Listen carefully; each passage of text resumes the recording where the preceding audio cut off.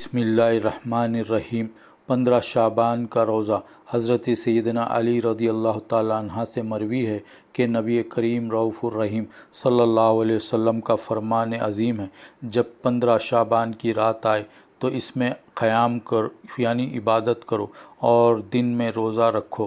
بے شک اللہ عز و جل آفتاب سے آسمان دنیا پر خاص تجلی فرماتا ہے اور کہتا ہے کوئی مجھ سے مغفرت طلب کرنے والا کہ اسے بخش دوں، ہے کوئی روزی طلب کرنے والا کہ اسے روزی دوں، ہے کوئی مصیبت زدہ کہ اسے عافیت عطا کروں، ہے کوئی اور یہ اس وقت تک فرماتا ہے کہ فجر طلوع نہ ہو جائے۔